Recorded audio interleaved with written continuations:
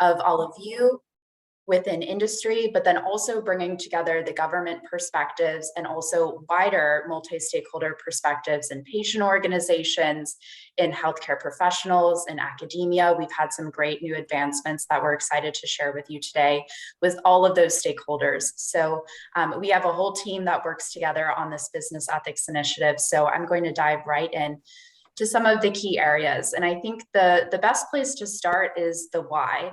Why do we have this initiative? Why do we engage in helping strengthen ethical business practices within SMEs?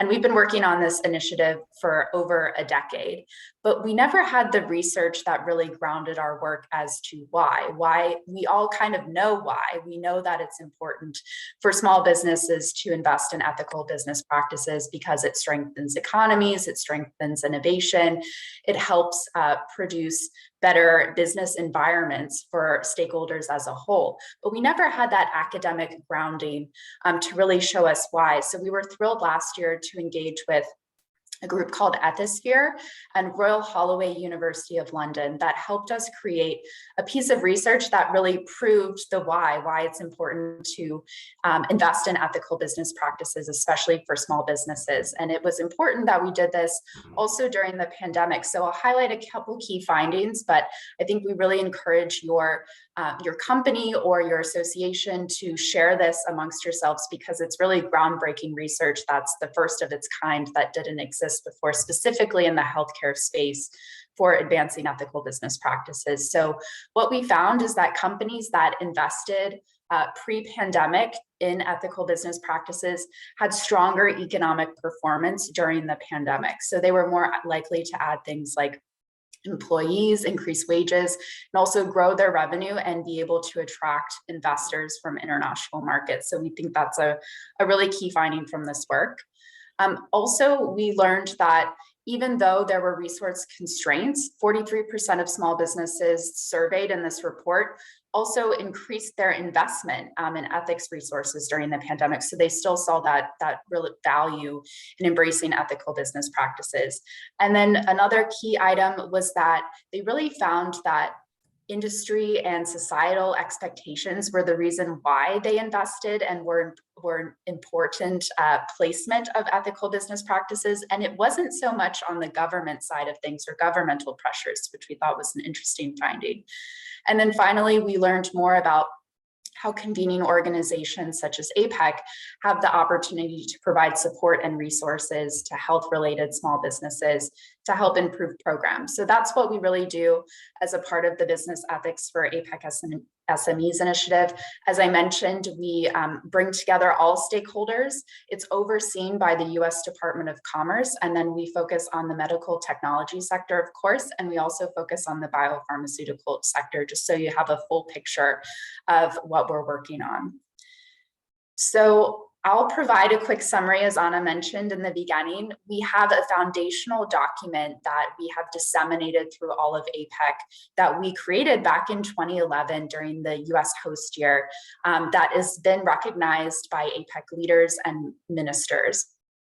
It's the world's only voluntary guidance for ethical business conduct in the medical technology sector with that government and multi-stakeholder recognition. And what's been so important about this document is that now since 2011, we have robust data that we've been working to monitor and evaluate over the past many years. And we've seen that now a significant majority of all of the medical technology industry bodies have now adopted these principles into codes, and they cover over 10,000 enterprises. So it's a very important document that helps set the stage for the entire region. And what we heard is that we needed a new vision when we were back in 2020. We needed to help create a new strategic document for our initiative. So we have one now called Vision 2025.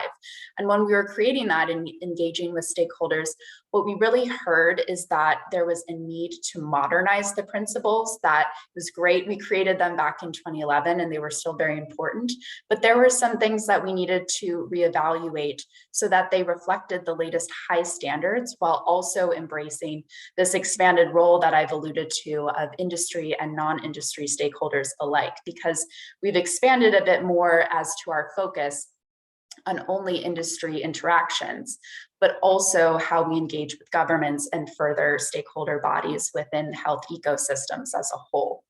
So with that, we now have the modernized version of the Kuala Lumpur principles, and many thanks to all of you on the call that were a part of the expert working group and also on the review team of these principles that have now been reviewed by over 160 organizations from 18 economies. And what was really, this was really the largest engagement that I think we've had so far as an initiative, when we really went out to everyone in our networks to review and help us think strategically about these principles. And so it's really great that we not only had industry input, but we also had that multi-stakeholder input as well. So a couple key highlights as to what we updated in the modernized version is that we streamlined the language to provide clarity. So we made sure that things just were organized and streamlined in the right way so that it was clear to those who were reading the document that these were the key areas of focus. We also clarified a provision on patient information. I think with all of the insight and all of the ethical considerations and things like patient data, we also helped clarify those kinds of points throughout the document as well. And then we refined some references on interactions with HCPs, just given some of the changes that we've seen in recent codes. So we made sure everything was up to the high standards that we're looking to embrace in the Kuala Lumpur principles. And then I'll also say we broadened the remit to focus a bit more on the multi-stakeholder engagement. So you'll see some areas that we recommend engaging with governments, engaging with healthcare professionals. And then we also updated a couple of the principles in the beginning as well. So you might see that updated in the principles too on our website. So on the next slide, where do we go from here, and how can your organization or your industry association, your company, get involved in this work? So we have our strategic focus on Vision 2025, and we've pulled out a couple of key things here that if you have interest in collaborating with us further, we would love to engage with you, and also just share more about our initiative and all of the many ways that we're collaborating with APAC economies. So the first is consensus framework adoption and implementation. These are our multi-stakeholder engagements that are focused on really building a table in each APAC economy where we have industry, we have patient organizations, we have healthcare professionals, we have governments and academia and more, to really set that table so that when there are issues arise, that we have the opportunity to engage with one another on that multi-stakeholder basis, and that table is established. So we are really proud that we have over 10 established now in APAC economies. And we're pleased that Thailand and Mexico are in development, and we'll have some great announcements at our upcoming forum on those multi-stakeholder arrangements as well. The second area is code of ethics adoption and implementation. So that's everything that I just highlighted on the APAC Modernized Kuala Lumpur principles. We have an annual monitoring and evaluation program where we track over time how those principles are modernized. And I think from this group, what we would really welcome your thoughts on too are how we think about those metrics, how we think beyond the code is how we're dubbing it this year, because we're really moving away from how industry associations adopt codes, but how do they actually implement them? What are those activities of governance that are really needed? How can we help share best practices amongst APAC economies around these areas? And of course, capacity building programs, a really key area I know we're focused on in the medical technology sector is distributors. So I'll highlight on the next slide a couple of really terrific resources that we have for distributors and for engaging with ethical business practices, including many sample documents that can be shared. And then finally, we're also focused on developing guidance and engagement with patient organizations, HCPs, and governments via those consensus frameworks and also roundtables. We have a specific track that we focused on with governments on how do you encourage ethical business conduct before it takes place. And we have a guide that we created in collaboration with a working group in APAC called the Anti-Corruption and Transparency Working Group. And this guide focuses on on 6 key areas on things like free trade agreements, how to have provisions on anti-corruption and free trade agreements, how we can focus on things like training programs they're focused on the governments, how we think about procurement and how governments procure in establishing ethical business practices. For example, in some countries, there's a provision that in order to procure with the government, you must be a part of a industry association, and that you have signed up for a code of conduct. So things like that, that are ways that we can collaborate with governments on these topics too. So some really exciting advancements there. And then I wanted to highlight a key tool that we have established last year, the Distributors Compliance Toolkit. So this is a great resource that we have on our website as well for engaging with distributors. It has areas that are focused on sample language for contracts, how you think about engaging with HCPs, governments, and others. There are over 50 assets, so it's a really great opportunity to share this amongst your company or your organization, as it's neutrally branded, and it just has robust resources that are also translated in many languages too.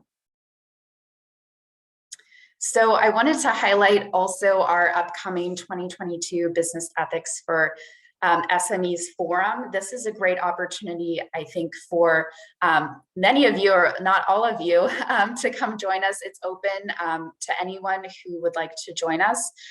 We anticipate we'll have senior leaders in the initiative join us, of course, from our many stakeholder perspectives. We also anticipate the launch of a consensus framework in Thailand, which is very exciting. We'll have some advancements and opportunities for workshops for you all and others to interact with the Vision 2025 and how we're thinking about achieving our goals, and what's a strategic plan to get us to Vision 2025 over the next couple of years. We're also very thrilled that we're partnering with an organization called the Basel Institute on Governance, which you might have heard of. And they really focus on collective action. And they're not only focused on the healthcare industry, but they're focused on other industries as a whole. So it's a great opportunity for us to hear a little bit about their perspectives on governance and how we think about these collective action initiatives. So on the second day of the forum, we'll have a special session that's focused on a workshop with them in the consensus framework agreements on areas like communications and collective action, on areas like transparency, how you think about standard documents and things like that. And then also, we are very excited to announce as well that we've received in principle support for the 2023 Business Ethics Forum as well, which will take place in the United States. And this is a great opportunity for us as an initiative because this was formerly launched in the United States back in 2011. So it's a great opportunity for us to think big about the initiative and ways that we can further collaborate, building on all of the successes that we've had in the past. And what we're currently thinking about is how we can globalize this work, how we can think about other international fora and engagements in the future. So a lot of really exciting things to come. And I think a lot of great opportunities for all of you to participate and to join us in these sessions. So I'll pause here, would welcome your questions, but we would be welcome to share more information about all of these resources and how you can get involved in the initiative. Thank you so much, Katie, for this overview. Not